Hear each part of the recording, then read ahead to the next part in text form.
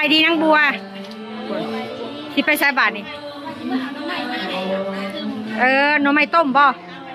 ขอจีเกกับแจวลูกเขาบางไปเมื่อเอาเดี๋ยวจะถ่ายคลิปอีกสัญญาณไปโลดหน่อไม้ต้มแม่เพิ่นไปหาอันนี้เขาโพเมียเสมอเลยเมื่อเนี่ยบุ้มมีแนวกินสบายดีพี่น้องสบายดียายเรียบสบายดีกันโยกมือน้ำเหลือว่าเด็ดคือคนป่าสบายดีคนกินมังมูด้วยสบายดีเฮ็ดซาลาบเด็ดคือคนป่าคนดงหรอวะซาลาบอามาจะใช้มังโมนะอามาใช้ตลกชื่อคนสุขภาพแข็งแรงคนชื่อพอแล้วสบายดีดูแล้วกันลูกยกกันยกเลยมือกันกับพ่อแล้ววะท่านสองผัวเมียกับสิเมื่ออะไรพวกพี่น้องสองผัวเมียเด็กไปกับมาโบสถ์เนาะมื้อนี้สบายดีเอาเดินทางปลอดภัยบ่มีคัดจ้องเนาะแดดแท้ๆเนาะเพิ่นเมื่ออะไรเมื่อเด็กกับบ่มีข้าวพี่น้องเพราะว่าเพิ่นกะบ่ได้เฮ็ดของกินมื้อนี้เพราะว่าไอ้บ่ได้เฮ็ดข้าวเปียกเนาะเพิ่นบ่ได้เฮ็ดข้าวเปียกมื้อนี้นะอันมื้อนี้บ่มีสบายดีสิเมื่อแล้วบ่สิยังมาพักยังพักอีตู้เสียไปยังโอ้ใส่แกงสบายดีพระเจ้าอวยพรเอาอันพอดีพักกันอันจะเอาเสื้อผ้ามารีวิวให้เท่าดาวิดเพิ่นนางนำคิงสบายดีนางนำคิง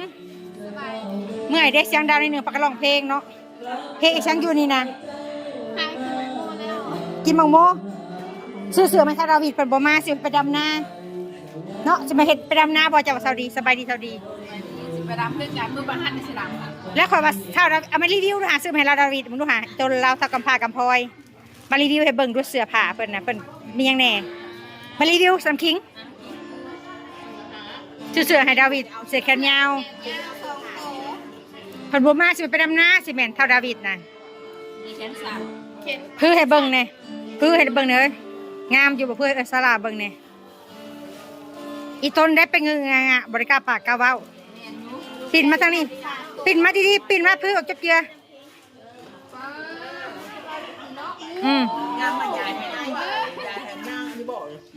บ่ได้ยายลูกกำพร้ากำพร้อยเจ้าบ่ไม่ลูกกำพร้ากับบ่ให้เลยเนาะ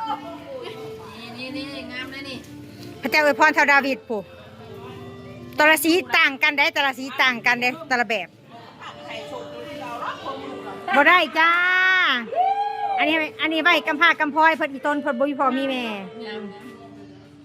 นั่งอีกได้เสือขยาวตัวหนึ่งน้ำคิงมารีวิวตัวไหนกระสูงตัวมึงดูเพิ่มดูซีล้วนตัวนี้ซีล้วนตัวนี้แมนเอามารีวิวสลาเบิ้งสลายังโบเห็นถ้าเบิ้งหาโตคือไกลๆด้วยน้ำพิงไงไปไกลๆด้วยสิตัวนี้น้ำแมนมาถิดมาเพื่อตัวนี้เอาน้ำให้เราเบิ้งนี่สลารีวิวสลาเบิ้งโอ้ยตัวนี้น้ำเสือแค่เงาน้ำนี่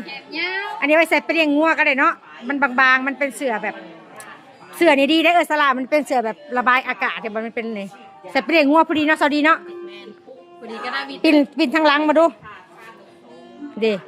นี่มันก็เป็นแบบว่าอันมีปองนี่มันใส่สบายนี่โอ้ยขอบคุณพระเจ้าอวยพรหักสลาเพิ่นมีส่วนห่วมซอยเรือมากอะให้เพิ่นอยู่ดีมีแห้งสุขภาพแข็งแรงเนาะอายุมันควันยืนเป็นโฮมโปมใส่ให้ลูกให้หลานเด้อค่ะบ่มีเพิ่นก็คือสิบ่มีดาวิดก็คือสิบ่มีโอกาสได้ใส่ดอกคนคุกุมุมุคนบ่ได้ปากบ่ได้ติ้งได้เพิ่นนะคนอยู่สั้นแต่อีต้นเดียวแซงเลยคนแบบว่าขาดความอบอุ่นเนี่ยนะว่าบ่ปากบ่ติ้งว่าก็ยังบ่กล้าว่าพ่อกับพ่อที่แกบ้าน้ำคิงก็โชคดีแล้วมาอยู่น้ำซุปเฮานี่หักแพงมียังกระบอกซ้อนเราเดินยินบ่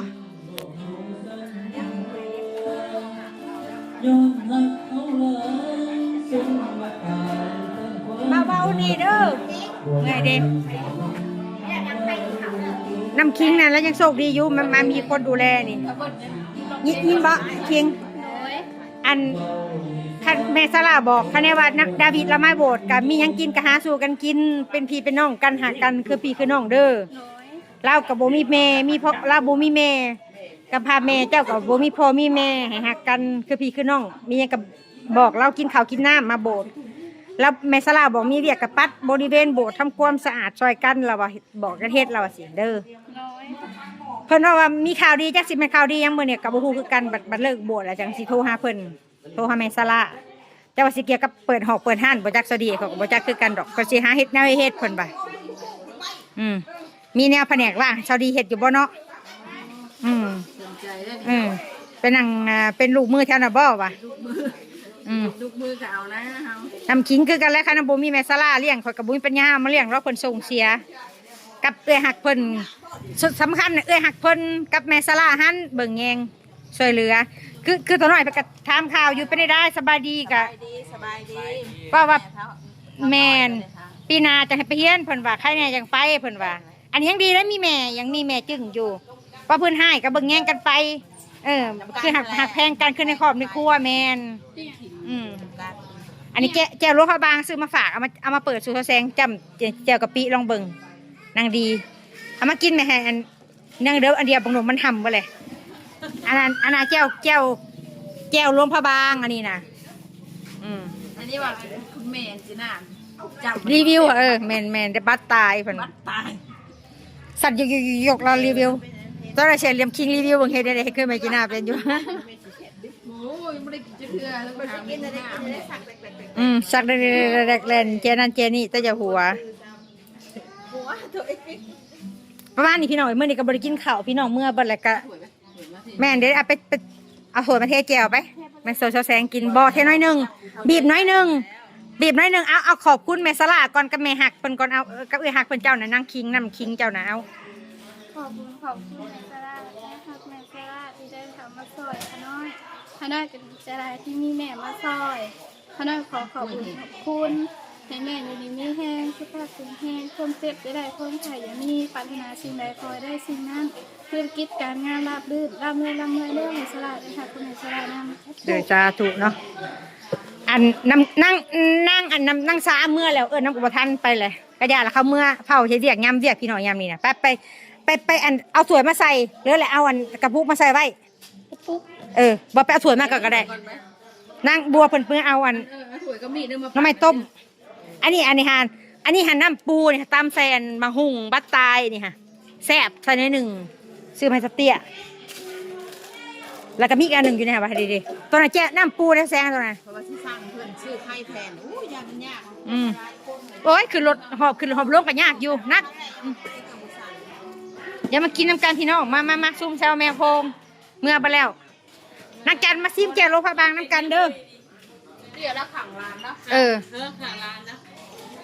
มาซิมแจ่มพูละคำ2 คำน้ำกันมาตะลงพะบางพูแหละแกงหน่อไม้ต่อสิกินแกงหน่อไม้ว่าไปเลยสิกินหน่อไม้ต้มแม่นางบัวเพิ่นเอามาฝากแม่ยอดแม่พระเจ้าอวยพรเพิ่นให้เย้อันนั้นปาดให้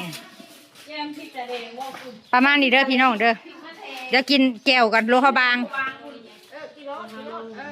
แก้วโลพะบางแม่นใครมิ่งนะสิกินข้าวก็ยังบ่ได้ไปน้ำไผมาได้กินข้าวมาได้แม่พี่น้องเด้อกินข้าวเด้อแซ่บบ่ยายจันเป็นอะไรแซ่บบ่โอ้ยบอกเขาซื้อมาตัวละบางผู้ใดน่ะตัวนี้แก้วน้ำปูตัวนี้เพชรตัวน่ะพ่อยิงแซงอย่ามันบูดเขาคันเขากินบูเบิดเนาะรีวิวน้ำปูดูยายจันเชฟนะตัวนั้นน้ำปูนั่นจริงกินก่อนครับนี่นัวเนาะนัวครั้งแรกก็ออกหวานครั้งแรกในชีวิตบ่ครั้งแรกกินเบิ่งใช่เพิ่มพริกจานแดงเลยจะชื่อมันยังแก้วลงพะบางยังวะแก้วลงพะบาง